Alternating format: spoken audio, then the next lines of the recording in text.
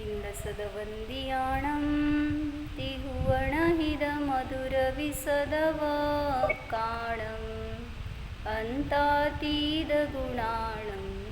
नमो जिनाणं जिदभवाणं।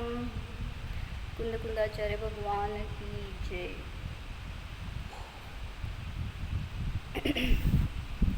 चार ध्यानाचं प्रकरण बघत होतो आपण. त्याच्यामध्ये धर्मध्यानाचे चार भेद बघितले. कुठले कुठले? आज्ञाविचय, अपायविचय, विपाकविचय आणि संस्थानविचय. तर त्याच्यामध्ये आज्ञाविचय आणि अपायविचय बघितलं होतं. थोडंसं प्रकरण राहिलं होतं. काय काय अजून नवीन सांगितले होते. हे चार तर उपलक्षणात्मक घेतले. अजून कुठले भेद केले होते धर्मध्यानाचे? जीवविचय, अजीवविचय, विरागविचय, अजून काय काका? भवविचय. विचय म्हणजे विचार. मग त्यांनी हरिवंश पुराणमध्ये असे अनेक भेद घेतले असं सांगितलंय. जीवविचय म्हणजे जीवाच्या विषयी सगळं इत्थं भूतनादी निधन आहे, तो त्याचं इतिहास काय वगैरे हे सगळ्या रूपाने जीवविचय असं घेतलं. किती प्रदेशी आहे किंवा कुठल्या नयाने कशा प्रकारचा आहे जीव, असं वेगळ्या वेगळ्या रूपाने विचार करणं हे जीवविचय. मग त्यात द्रव्यार्थिक नय आणि प्रयार्थिक नय दोन्ही रूपाने घेतलं. अजीवविचय म्हणजे धर्म, अधर्म, आकाश, काल आदी जे अजीव द्रव्य आहेत त्यांच्या स्वभावाचं चिंतन करणं हे झालं होतं अजीवविचय. भवविचयमध्ये काय घेतलं होतं? चार गतीच्या परिभ्रमणाच्या विषयी जीवाची मरणानंतर जी पर्याय होते त्याला म्हणलं भव. आणि त्या भवाविषयीचं विचार किंवा चिंतन, तो दुःखरूप आहे, कुठल्या भवामध्ये कशा रीतीने व्यवस्था आहे हे सगळं सांगितलं, ते झालं भवविचय. आता काय म्हणायचं? जितक्या विषयाला धरून तुम्ही विचार करणार वेगळं वेगळं ते त्या रूपाचं ध्यान म्हणायचं, आर्तध्यान. आता त्यांनी एक उपलक्षणात्मक अशी नावं दिली आहेत, पण परत सांगितलेत की अशा रीतीने समजून घ्या. आदी अनेक असे प्रकार होऊ शकतात. विरागविचय चिंतनाला विषय घेणार.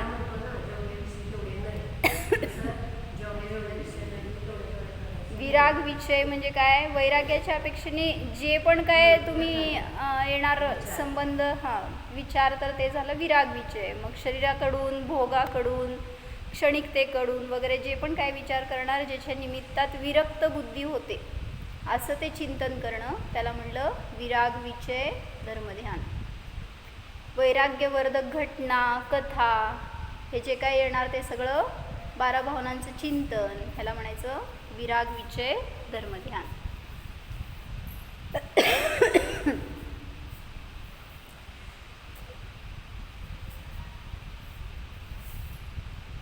आर्त रौद्र ध्यान कधी होतं, धर्मध्यान कधी होतं? ह्याच्यासाठी एक वाक्य चांगलं घेतलं होतं त्यांनी. आर्त ध्यान होतं ते पापाच्या उदयात. नीट आहे का? पापाच्या उदयामध्ये आर्त ध्यान होतं, पण पापाच्या उदयात आर्त ध्यान करायलाच पाहिजे नेसेसरी नाही आहे. पापाच्या उदयात आर्त ध्यान होतं आणि पुण्याच्या उदयात रौद्र ध्यान होतं. कसं? आनंद आहे ना, रौद्र ध्यानामध्ये आनंद आहे. आणि पुण्याचं उदयाच्या निमित्तात मिळालंय ते सगळं सामग्री, त्याचा संचय झालाय.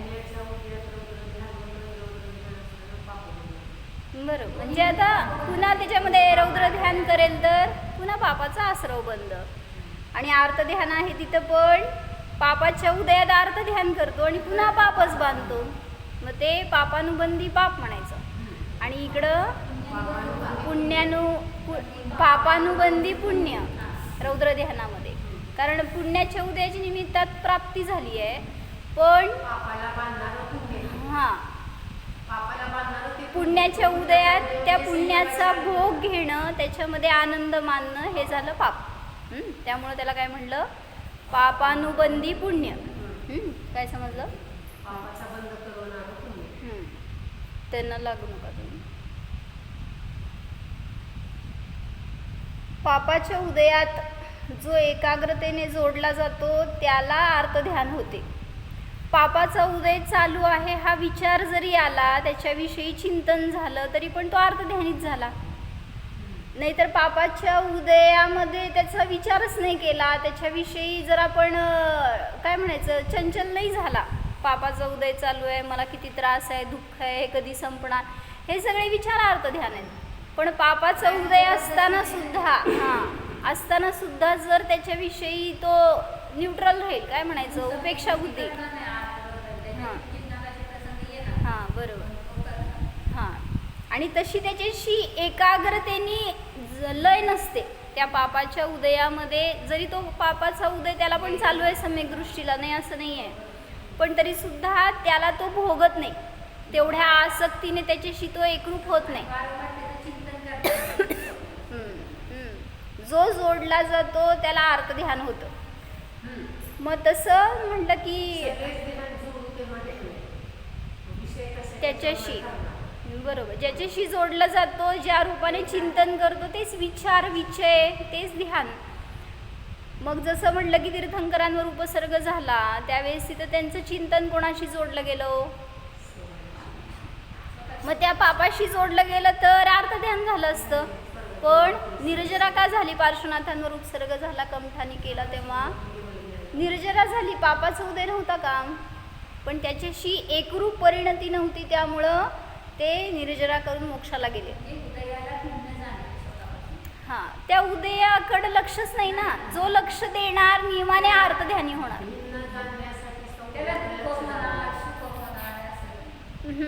आता मला सांगा, पुण्याच्या उदयामध्ये सुद्धा अर्थध्यान करतो का नाही करत? कसं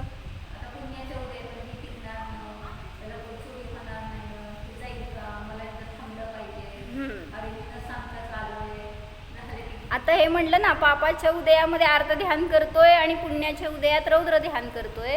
पण जरा असं विचार करू की अर्थध्यानाचे 4 प्रकार करतो. कुठले? इष्टवियोग, अनिष्ट संयोग, वेदनाजन्य आणि निदानजन्य. मग त्या 4 ध्यानामध्ये पुण्याच्या उदयामध्ये ते 4 ध्यान होतात की नाही होत? म्हणजे पापाच्या उदयात अर्थध्यान होतंय म्हणतोय आपण, पण पुण्याच्या उदयात सुद्धा होतं की नाही होत? कसं?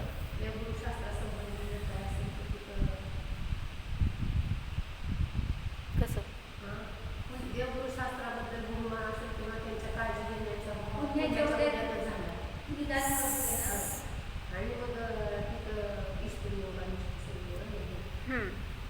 म्हणजे आता तिथं म्हणायचं काय की सामग्रीची प्राप्ती झाली आहे, इष्टाचा वियोग नाही, इष्टाचा संयोग झालाय, पण त्याला भोगण्याचे भाव आहेत. त्याच्या वियोगामध्ये वियोग नाही झाला तरी सुद्धा वियोगाच्या विचाराने त्रस्त आहे. हां हां, मग त्याला म्हटलं इष्टवियोगज अर्थध्यान, अनिष्ट संयोगज अर्थध्यान. म्हणजे अनिष्टकारी पदार्थांचा संयोग ॲक्च्युली पापाच्या उदयात होतो, पण पुण्याच्या उदयात तुम्हाला म्हटलं ना, डायबिटीस झाल्या आणि साखरेच्या फॅक्टरी आहेत, काय म्हणायचं, पापाचं उदय का पुण्याचं उदय?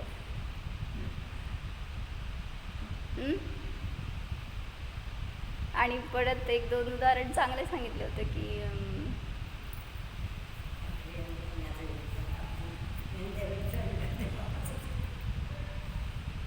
ते इंजिनियर्स असतात ना, तर ते कंपॅरिझन करतात, कंपनीज बरं का, इंजिनियर्स म्हणजे तिथं वर्कर्स नव्हे, कंपनी, एक कंपनी दुसऱ्या कंपनीचं कंपॅरिझन करतात ना, त्यावेळेस त्यांनी सांगितलं आपली ग्रोथ बघत नाहीत, दुसऱ्याचं अचिव्हमेंट बघतात आणि त्याच्यामध्ये स्वतः डिस्टर्ब होतात की त्यांचं काय म्हणायचं, त्यांचं नुकसान कसं होईल.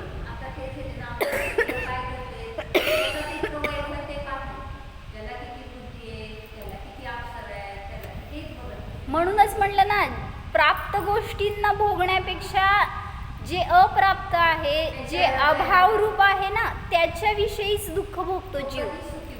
हां, सद्भावाकडे ज्याचं लक्ष नाही आहे ना आणि अभावाकडंच आहे, तो जीव कधी सुखी नाही होऊ शकत. आपलं लक्ष कुठं?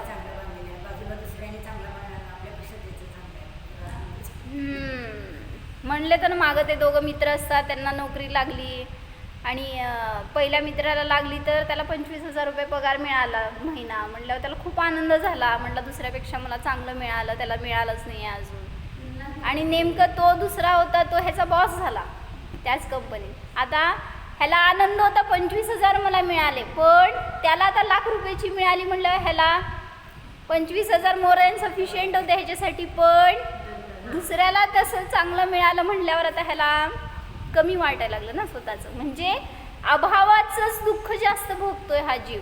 सद्भाव आहे ज्या गोष्टीचा त्याला बघत नाही, भोगत नाही, त्याच्याविषयी विचार नाही, म्हणून जास्त आर्तरौद्र ध्यानी होतो. म्हणून म्हटलं की ते एक विषय घेतला होता चांगला, आपण आता घेतला असेल तरी पण ऐका.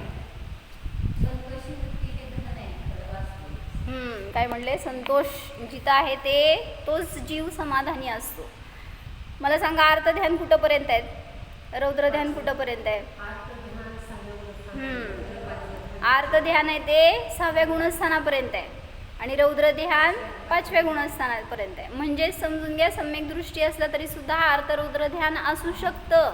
त्याच्यावरून तुम्ही कंपॅरिझन करू नका की तो जीव कसं काय सम्यक दृष्टी रडतोय किंवा असं काय आर्त रौद्र ध्यान करतोय आणि कसं काय सम्यक दृष्टी, असं लक्षण नाही. उदय आहेत चारित्र्यम होण्याचे, तोपर्यंत अशी चंचलता होऊ शकते.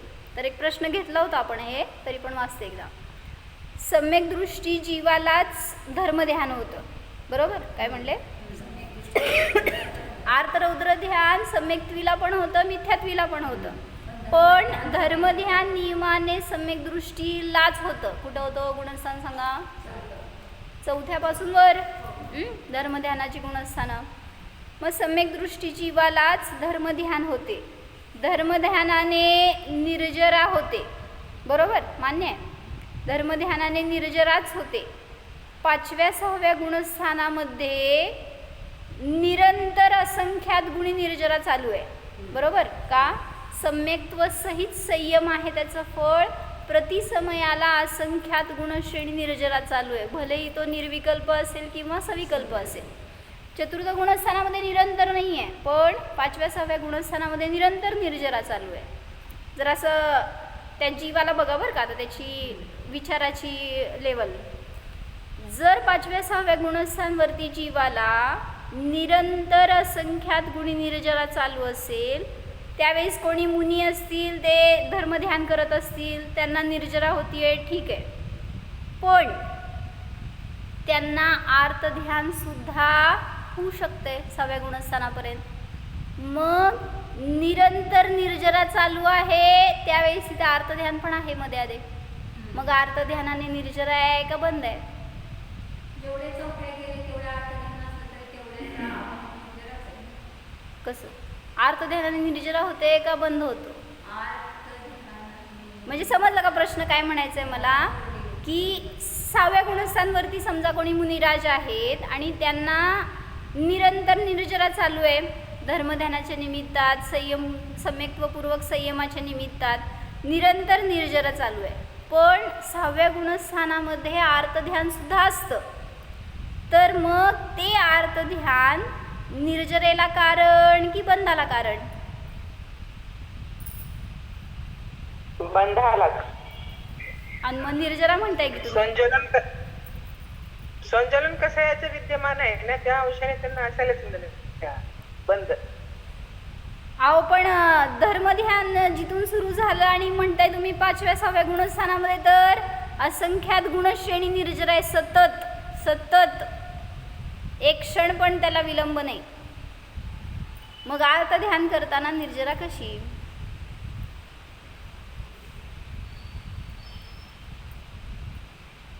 कोण आहे प्रज्ञा? म्हणजे ते बुद्धिपूर्वक नसते का तिथं? काय बुद्धिपूर्वक? अर्थरोध ध्यान आहे की बुद्धिपूर्वक असू शकते. 6व्या गुणस्थानामध्ये बुद्धिपूर्वक आर्त ध्यान मग असणारच ना. मग त्यांची जी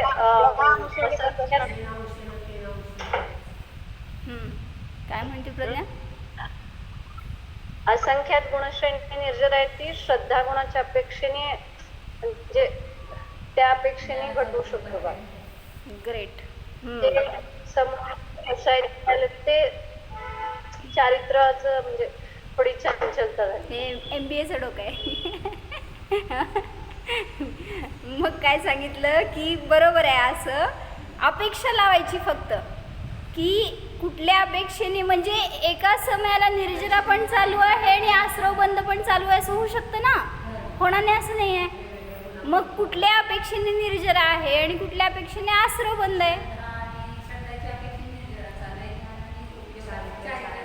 जेवढं पाय बाहेर आहे तेवढ्या अपेक्षेने आर्त ध्यान असेल तरी सुद्धा आश्रव बंद चालू आहे, आणि जेवढ्या अपेक्षेने तो स्वभावाशी जोडलेला आहे तेवढ्या अपेक्षेने निर्जरा आहे.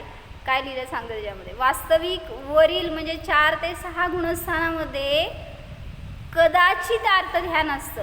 जसं अर्थध्यान मिथ्या दृष्टीला असतं तशा प्रकारचं अर्थध्यान नाही. जे की अनंत संसाराला बांधणारं अर्थध्यान आहे ते कोणाला असणार काका? पहिल्या गुणस्थानवर्तीला. तशा प्रकारचं अर्थध्यान वरच्या गुणस्थानवरती जीवांना नसतं. धर्मध्यानाचीच बहुलता असते, म्हणून धर्मध्यान तर निर्जरेलाच कारण आहे, पण आर्तध्यान आश्रवबंधालाच कारण असते.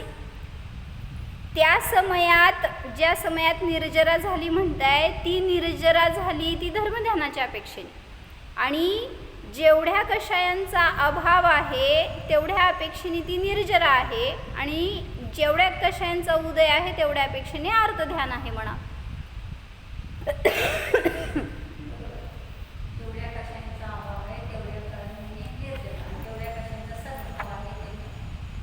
मग आता मी क्वेश्चन विचारू, तुम्हाला नाही पडला प्रश्न विचारावा, कोणाला काय पडला असतं तर, नाहीतर मला उत्तर द्यावं लागेल. एका समयात आश्रव बंद संवर निर्जरा सगळं असतं का नसतं का कसं? हां, म्हणजे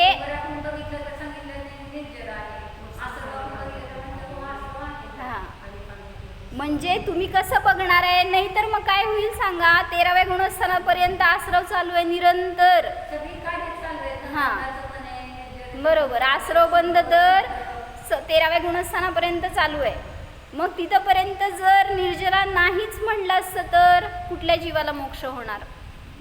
म्हणून आश्रव केवढा आहे आणि निर्जरा केवढी आहे तेवढ्या त्याच्यावरून समजणार तुम्हाला, की जरी एका समयामध्ये आश्रव बंद चालू आहे आणि त्याच वेळी निर्जरा पण चालू आहे. हां, मग जेवढी त्याची दृढता आहे, जेवढं त्याचं सम्यक्त्वपूर्वक संयमादींचं निरतिचार पालन आहे, तेवढ्या अपेक्षेने निर्जरा बहुल आहे आणि आश्रव बंद कमी आहे. आणि तेच सांगितलं, जो प्रथम गुणस्थानवरती जीव आहे त्याला आश्रव बंद अधिक आहे, आणि निर्जरा म्हणायचं ते चौथ्या नव्हे पहिल्या गुणस्थानामध्ये असली तरी सुद्धा ती अविपाक निर्जरा म्हणायची, नाही सॉरी सविपाक म्हणायची. हां, म्हणजे त्याच्यामध्ये निर्जरा कमी आहे आणि आश्रव बंद अधिक आहे. म्हणून म्हटलं की जरी एका समयात तुम्हाला म्हटलं कोणी की आश्रव बंद असताना निर्जरा कशी, तर एवढ्या अपेक्षेने निर्जरा असू शकते, कारण स्वभावाशी जोडलेला आहे. तर बहिरंगामध्ये तशा प्रकाराने जसं प्रथम गुणस्थानवरतीचा आसक्तीपूर्वक मोहरूप परिणमन आहे तसं परिणमन सम्यक दृष्टीचं नाही. बरोबर आहे. जरी ज्ञानी भोग भोगतोय तरी सुद्धा निर्जरा चालू आहे, सांगितलं ना निर्जरा अधिकारमध्ये, जे काय उपभोग घेतोय सगळ्या इंद्रियांचा.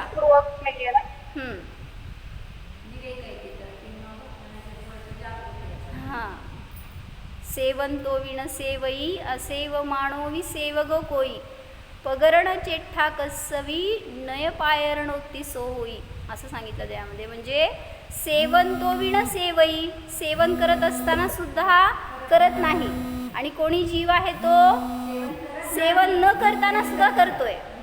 मग कोणाला आश्रव बंद आहे, कोणाला निर्जरा आहे? हो, तिथं आश्रव बंद आहे. म्हणजे तुमच्याजवळ करोडोची प्रॉपर्टी नाही आहे, तुमच्याजवळ काय म्हणायचं ते जे काय वस्तू नाही आहे त्याचाच भोग जास्त घेता तुम्ही, म्हणून तिथं आश्रव बंद आहे. आणि ज्याच्याजवळ जे आहे त्याचं सुद्धा तो भोग घेत नाही, तर तिथं भोगायचे भाव नाही आहेत, म्हणून तिथं ते निर्जरेला कारण आहे. भरतजी घर में वैरागी, त्या बरोबर. परद्रव्याला तो आसक्तीने ग्रहण करत नाही ना, जो करेल तिथं आश्रव बंद आहे. आसक्ती किंवा रती नाहीये त्याच्यामध्ये. बरोबर. सम्यक दृष्टी जीव आहे हा. तो जरी भोग भोगेल तरी सुद्धा हे आहे हे विचार आहेत अंतरंगामध्ये, जे काही त्याच्या जवळ आहेत प्राप्त भोग ते सुद्धा हे आहेत या विचाराने भोगतोय. बंद होते पण इतका अल्प आहे त्यामुळे त्याला नसल्यासारखं म्हणतात. जळलेल्या दोरीप्रमाणे. ते वर जरा जास्त आहे. म्हणजे समजून घ्या की जितक्या अपेक्षेने स्वभावाशी जोडला जाणार आहे, जितकी स्वभावाची साधना असणार आहे, ते ती ताकद तुम्हाला निर्जरेला कारण आहे. ती शक्तीच तुम्हाला कर्मापासून मुक्त करण्याला कारण आहे. त्यामुळं तेवढी दृढता ठेवा की जे काय आपण प्राप्त केलेलं स्वभावाचं ज्ञान आहे ते दृढ असेल तर कुठेही गेला तरी सुद्धा सुरक्षित राहणार. मग तिथं म्हटलं ना त्या नारकीजवळ किती परिग्रह आहे हो, तिर्यंशांजवळ किती परिग्रह आहे. मग सेवन तो विण सेवई, मग तिथं नसताना सुद्धा भोग घेतोय. देव आहेत, देवांजवळ किती भोग आहेत. जे आहेत त्यांचा भोग घेत नाही, जे नाही त्याचा भोग घेत असतो. ते कधी मिळणार, कसं मिळणार, त्यांना मिळालं मला का नाही मिळालं वगैरे वगैरे. आणि म्हणून सांगितलं की ज्या गोष्टी आहेत ज्ञानीला त्याचा सुद्धा मोह नसतो. म्हणजे इतका असं त्याला भोगू पण शकत नाही, पण नुसतं विचाराने गेलं. बरोबर. आयुष्यभर हेच करतायत आणि ते त्यामुळं तर दुःखी होतो जीव. आणि मग आम्ही ते आता सगर चक्रवर्तीचं ऐकलं ना, तर त्याच्यामध्ये तो महाबल देव आणि मणिकेतू देव होते दोघं जण. तर ते दोघं चर्चा करत होते कुठं, देवलोकामध्ये एकमेकांशी. कुठल्या 16व्या स्वर्गात जन्मले होते बरं का. 22 सागरचं आयुष्य मिळालं होतं. आणि 16व्या स्वर्गातला जीव म्हणजे काय साधं सुद्धा देव नाही, सगळं मिळालं होतं. देव, देवांगना.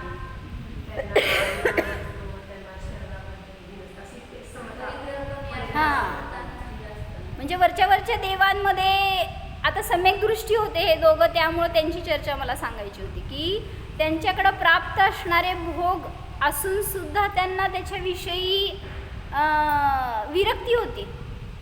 देवांगना असणार, वैभव असणार, वृद्धी असणार, काय नाही, अवधी ज्ञान असणार, उत्तरोत्तर वरती सगळं वृद्धिंगत, पण तरीसुद्धा त्याच्यामध्ये ते रमत नव्हते. त्यांचं चित्त सतत विरक्त असायचं. मग ते त्या भोगात असताना सुद्धा सतत वैराग्याचे परिणाम दोघांचे आणि एकमेकांची चर्चा तशी. मग सतत ते कुठंतरी अकृत्रिम चैत्यालयाला जाणार, कल्याणकांना जाणार, असं वेळ घालवणार. आणि मग काय केलं होतं त्यांनी, एकमेकांशी प्रतिज्ञा केली होती. काय, जर आपल्या दोघांपैकी एक जण कोणीतरी पहिला खाली जाईल मृत्यूलोकामध्ये म्हणजे मनुष्य लोकामध्ये, तर त्याला संबोधन करायला दुसऱ्यांनी यायचं. कशासाठी? संयमासाठी, वैराग्यासाठी, दीक्षेसाठी, आत्मकल्याणासाठी, मोक्षमार्गासाठी प्रेरित करायचं येऊन. असं दोघांचं कॉन्ट्रॅक्ट झालं होतं. आणि मग त्यातला खाली आला तो महाबल देव खाली आला, झाला सगर चक्रवर्ती. आणि मग त्याला येऊन वैराग्याचा उपदेश देतो तो मणिकेतू देव.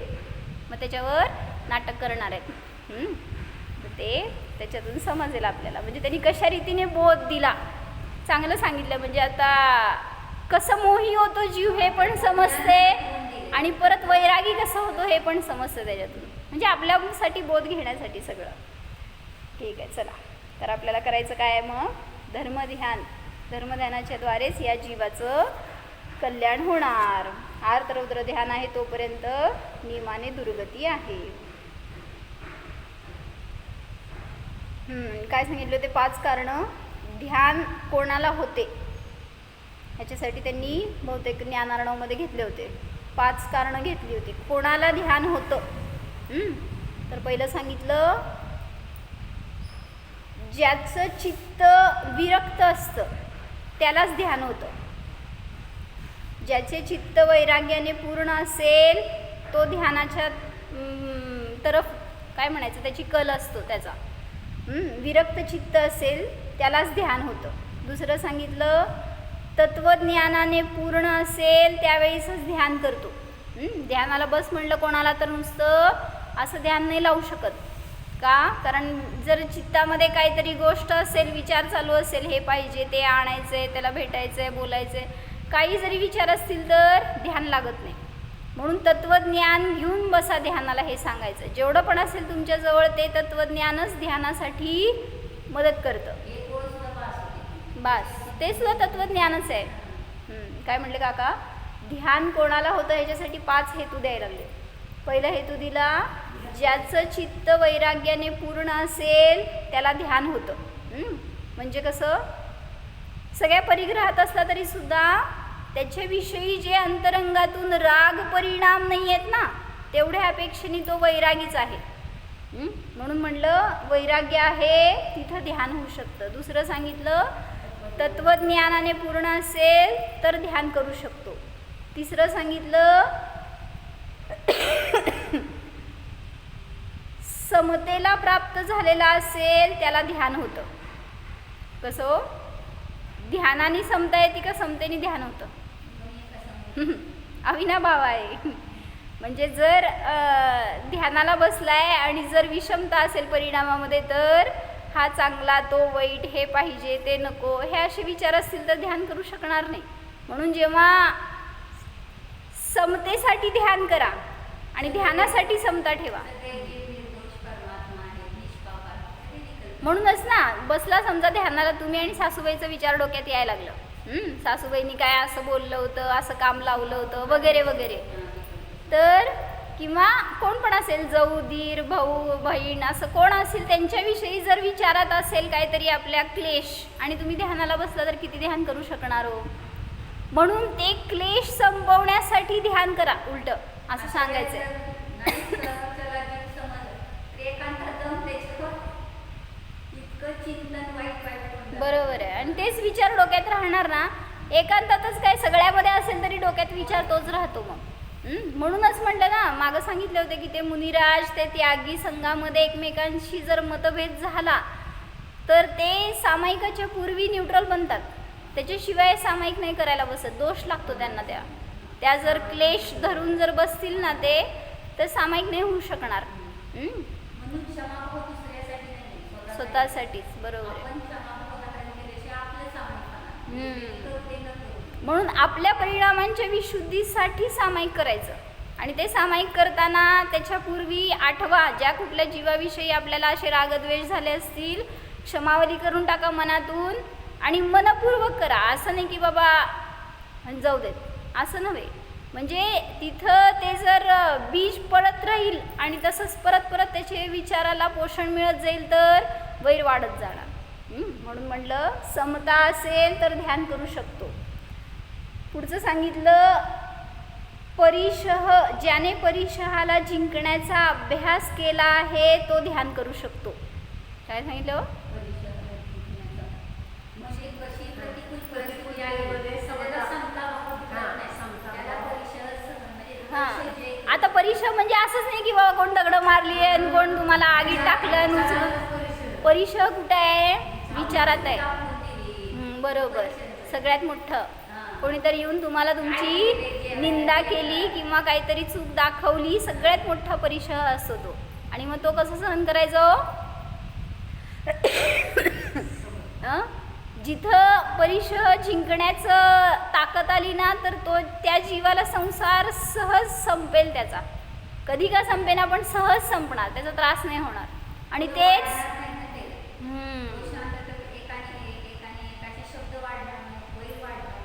बरोबर. जर कोणी उलटं तुम्हाला सांगेल तुमची निगेटिव्ह पॉईंट्स, तर त्याला स्वीकारा. स्वीकारून ते सोडण्याचा प्रयत्न करा. किंवा जाऊ देत, कोणीतरी काय म्हणायचं उगीच तुम्हाला नाव ठेवलं असेल बरं का, तुमची दोष नसताना दोष दाखवला असेल, तरी सुद्धा शांत राहावा. का बरं? नाही, त्यांनी दोष लावला म्हणून मी दोषी थोडी होतो. जर माझ्यात तो दोष नसेल तर मला चिंता करायची आवश्यकता नाही. आणि दोष असेल तरी सुद्धा चिंता केल्याने किती दोषाचा नाश होणार. बरोबर. फक्त स्वीकारण्याची तयारी जितकी असेल ना, तितकी सरळतेने आपलं मोक्ष मार्ग सुरू होणार.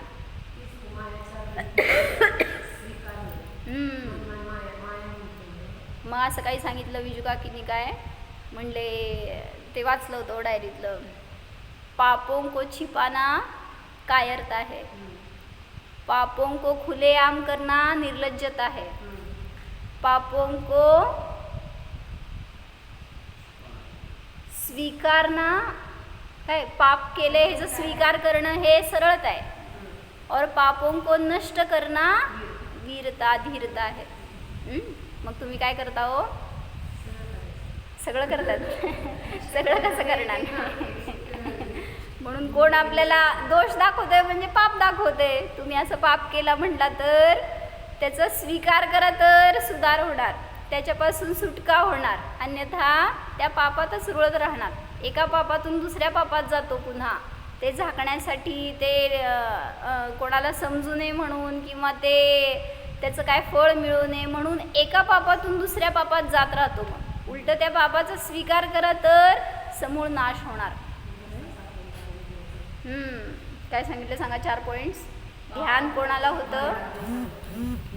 ध्यान कोणाला होतं? पहिलं सांगितलं ज्याचं चित्त वैराग्याने पूर्ण आहे त्याला. दुसरं तत्वज्ञानाने पूर्ण असेल त्याला.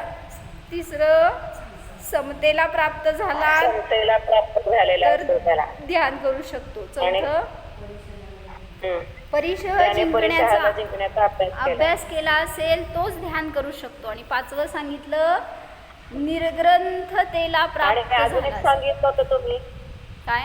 हा, निर्ग्रंथ दशेला प्राप्त झालेला असेल. आधी झालं एकदा. हो झालंय. परिशहाला जिंकण्याचा ज्याने अभ्यास केलाय तोच ध्यान करू शकतो. आणि 5वं सांगितलं निर्ग्रंथ दशेला प्राप्त झालेल्यालाच ध्यान होतं. आता याच्यावर ऑब्जेक्शन घ्या. निर्ग्रंथ लगेच तुम्ही काय पकडू नका. बाहेरून परिग्रह सोडलाय, कपडे काढले, त्याला ध्यान होतं असं नाही. आतली मिथ्याची ज्याला गाठ सुटली त्याला होतच नाही. काय म्हणते स्फूर्ती काकी? काय म्हणते? ज्याची मिथ्यात्वाची गाठ सुटली त्याला बरोबर. म्हणजे तसं घ्यायला पाहिजे. जो ज्ञानामध्ये परिग्रहाला घेऊन बसतो ना ध्यानाला, त्याला ध्यान होत नाही. म्हणून काल आम्ही सांगितलं आमच्या आईला आणि आमच्या मामींना, म्हटलं बसा ध्यानाला अर्धा तास माझ्या बरोबर. मी डोळे बंद केले होते, मला माहित नाही किती वेळ बसले ते, पण थोडा वेळ झाला की गेले होते ध्यानातून बाहेर. म्हणजे ध्यान कोणाला कधी कसं होणार ह्याच्यासाठी कारण सांगायला. जर ज्ञानामध्ये परिग्रह घेऊन बसलो तर ध्यान होऊ शकणार नाही. म्हणून ध्यान लगेच सोडा वाटतं. तिकडं लक्ष आहे, इकडं लक्ष. तेच की मग असंच आहे आपलं पण. हेच होतं ना, ध्यानाला बसतो आणि जर इतर विचार कराय, ते काय वेळ तुम्ही इतर विचारांसाठी काढून ठेवलाय का? जेव्हा येऊ देत की, पण त्याच्यात अडकलो की ध्यान नाही होणार. जे विचार येणार त्याला पण नेय बनवा तर ध्यान होऊ शकतं. त्याला ध्येय बनवू नका. ते नेय आहेत असा विचार करा आणि परत सोडून पुन्हा स्वतःकडे या.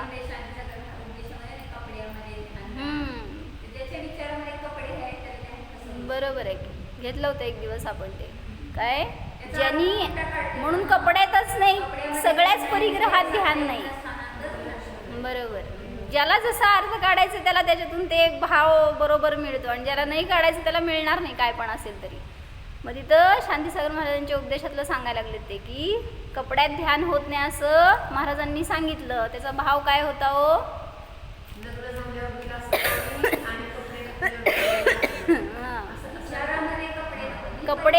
कपडे न घालणाऱ्याला पण ध्यान होत नाही. मग आम्ही हे सांगतो, कपडे घालणाऱ्याला ध्यान होत नाही तुम्ही म्हणताय ना, तर बरोबर. कपडे जरी सोडले तरी ध्यान होणार नाही. मग आपल्या ह्या 5 गोष्टींमध्ये 5 हेतूंमध्ये हा विषय म्हणूनच घेतलाय. निर्ग्रंथ जो असेल तो ध्यान करू शकतो. म्हणजे काय हो? ज्याच्या ज्ञानात ग्रंथी नाही आहे, परिग्रह नाही आहे, संघ नाही आहे, त्याच्याविषयी विचार नाही आहे, तो ध्यानाला बसेल त्यावेळीस आत्मा दिसणार आहे. ज्याला आत्मा दिसला त्या समयात तो एवंभूत ज्ञाने निर्ग्रंथच आहे. म्हणून त्या आत्म्याचा अनुभव करा तर बहिरंगामध्ये निर्ग्रंथता येणार आहे. त्याच्यासाठी काय करावं लागेल असं नाही आहे. त्यांच्याकडे शास्त्र वगैरे असेल. तर म्हणून म्हणलं की अशी निर्ग्रंथता आपल्याला पहिल्यांदा परिणामामध्ये आली तर बहिरंगामध्ये यायला वेळ लागणार नाही आणि त्याचाच अभ्यास करायचा आहे. आपण सगळं करतोय तो परिग्रहाचं किती ध्यान केल्यावर परिग्रह सुटतो.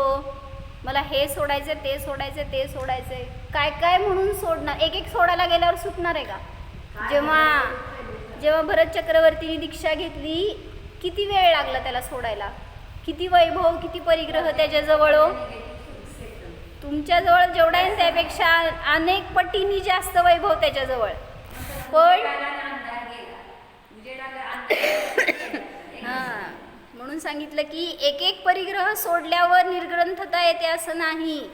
जेव्हा तुम्ही स्वभावाला जाणणार आहे हा मी निर्ग्रंथ आहे, त्या समयात सगळा परिग्रह सुटला. जसं सर्वाला जाणल्यावर सर्वज्ञ होत नाही. बरोबर. त्याला जाणल्यावर एक एक एक एक गोष्टी जाणून कोण सर्वज्ञ होतो? वाढेल. अनंताला जाणत बसला तर पहिली गोष्ट निघून गेलेली असते. म्हणून म्हणलं की एकाला जाणा तर अनंत ज्ञानात येऊ लागतात. तसंच म्हणलं एका आत्म्याला धरा तर त्याच्या तो परिग्रह आहे खरा. परिग्रह म्हणतात ना, चोहोबाजूने ग्रहण करण्यायोग्य माझा आत्माच आहे. त्याला ग्रहण केलं तर बहिरंगात कुठलीही गोष्ट राहणार नाही आपल्याजवळ. त्या गोष्टी सहजतेने सुटणारच. म्हणून म्हटलं ना, एका वेळी तुम्हाला शुभ भाव, अशुभ भाव आणि शुद्ध भाव होऊ शकत नाहीत. एका वेळी एकच उपयोग असतो. मग त्याच्यावर सांगितलं होतं आळंदकर काकांनी की तुम्हाला वाटते की एका मनाने करावं वाटते, एका मनाने नको वाटते, दोन्ही विचार कसं काय एका वेळेस, मग काय करायचं आम्ही? तर त्यांनी सांगितलं एका वेळी एकच विचार असतो. ज्याला तुम्ही खत पाणी घालणार त्याची पुष्टी होणार. मग तुम्ही विचार केला आहे की मला आत्म्याला जाणायचं आहे, मला या मार्गात दृढ राहायचं आहे, मला साधना करायची आहे, त्याच्यामध्ये तुम्ही पुढं जाणार. आणि मग नंतर परत म्हणले दुसरा विचार वाटतंय मनाने की नको, आपण हे कसं सोडायचं, हे भोग आहेत किंवा हे परिग्रह कुटुंब वगैरे. मग तिकडं जर तुमचा कल गेला, त्याला जर पुष्टी मिळाली तर पुन्हा तुम्ही मोही होणार. म्हणून म्हणले विचार येत राहणार आहेत, पण कुठल्या विचाराला बळ द्यायचं हे तुमच्यावर अवलंबून आहे. जरी परिग्रहात असला तरी सुद्धा परिग्रहापासून भिन्न आहे ह्याची साधना करा, तर तो परिग्रह आपल्याला दुःखाचं कारण ठरणार नाही. नियमाने तो जेव्हा तुम्हाला विरक्ती होणार त्यावेळेस तो अडथळा येणार नाही मध्ये. म्हणून विचारातून आत्ता विरक्त राहा, जरी आहात परिग्रहात तरी सुद्धा. तेच खरं धर्मध्यान आहे. म्हणून आत्म्याला विषय करून जाणा, त्याच्या निमित्तामध्ये धर्मध्यानाची सुरुवात होणार. हो जाणा निष्परिग्रही निर्ग्रंथ रूप जाणा. पहा हा मी शुद्ध आत्मा निसंग आहे, करता नाही, भोगता नाही,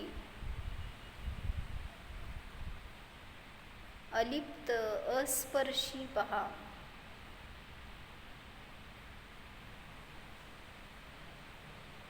चोहोबाजूने मीच माझा परिग्रह आहे, त्यालाच ग्रहण करा.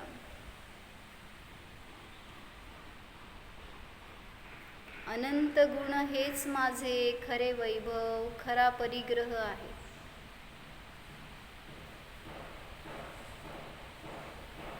अनंत गुणवान स्वरूपोऽहम् निर्ग्रंथ स्वरूपोऽहम्. ओम